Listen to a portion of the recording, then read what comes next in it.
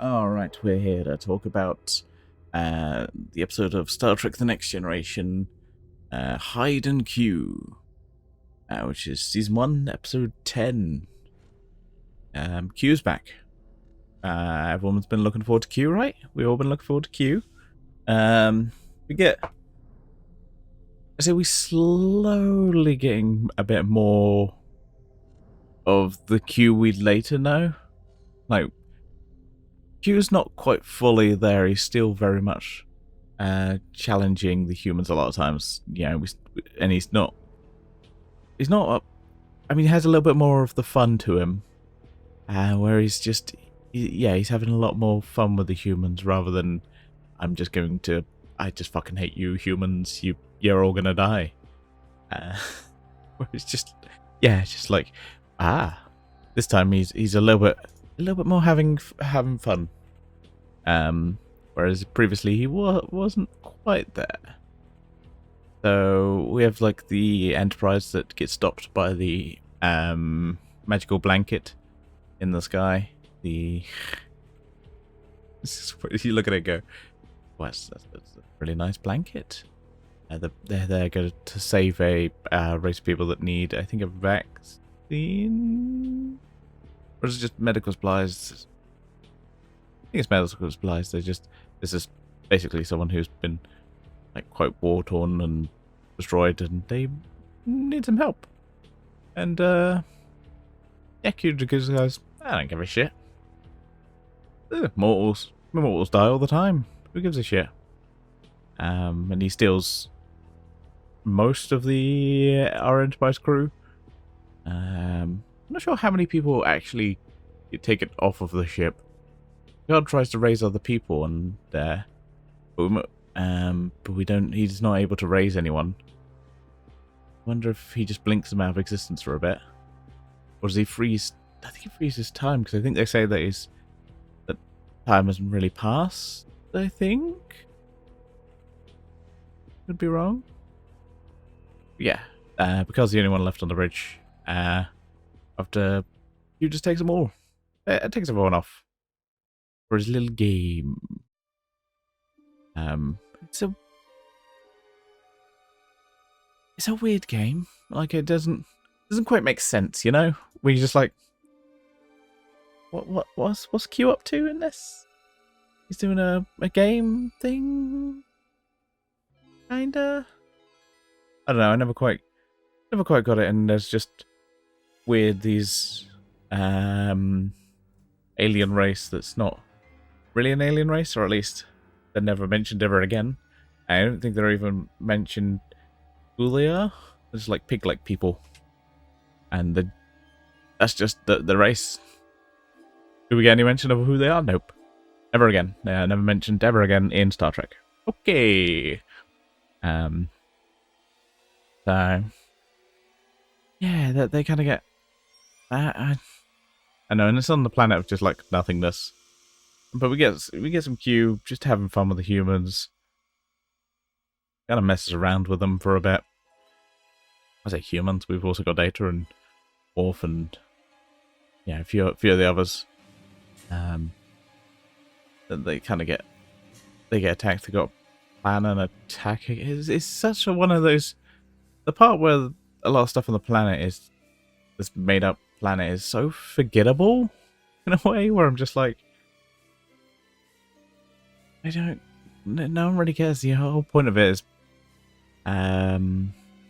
basically Q ends up giving Riker Q powers, because I think Q has a bet with Picard that he can kind of corrupt Riker in a way. And people end up dying, and then Riker goes, enough of this, and returns everyone to safety eventually.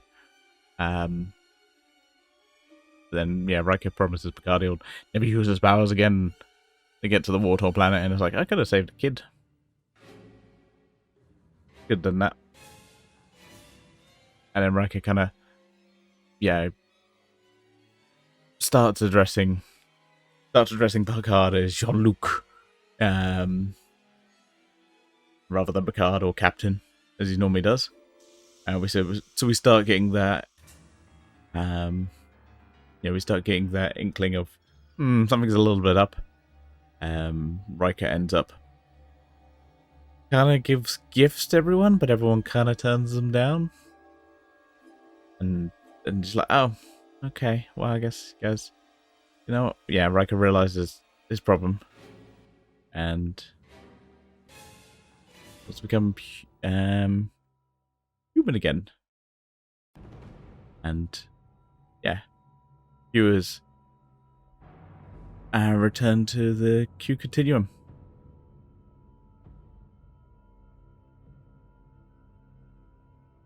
Yeah, that's kind of the end of the episode.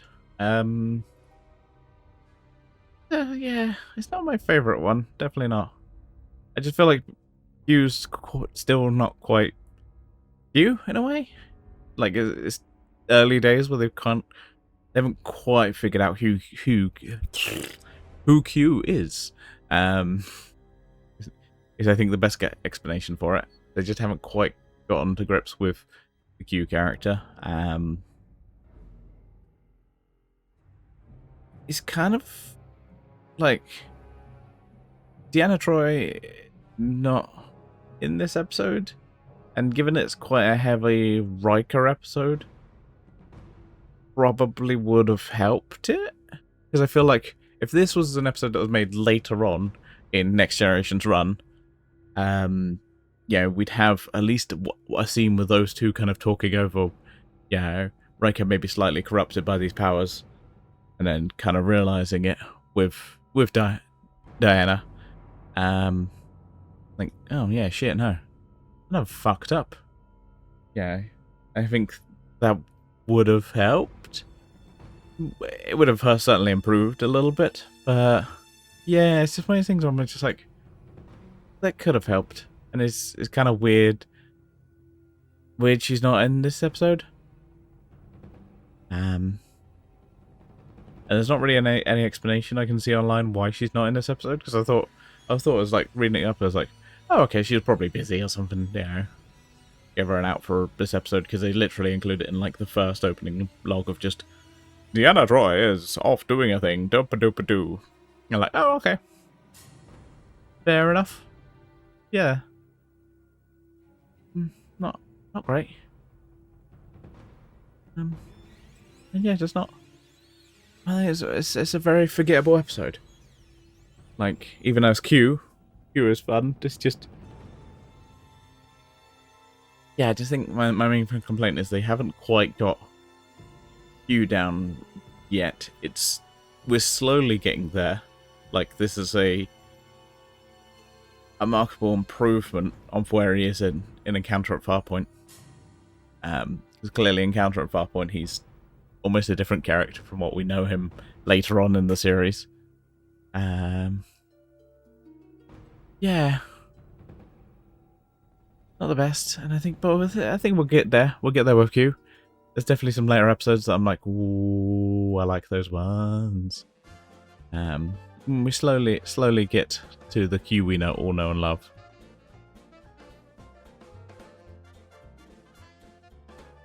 I mean, yeah, like I said, John Delancey is great as Q. I just think he's not quite fully Q in a way. But yeah, that's enough about me rambling about Hayden Q.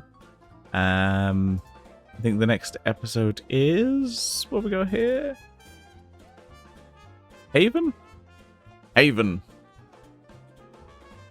That'll be the next episode we talk about. So we look forward to that. But for now, I say to you, live long and prosper. I'll see you for more next time for more Star Trek: The Next Generation.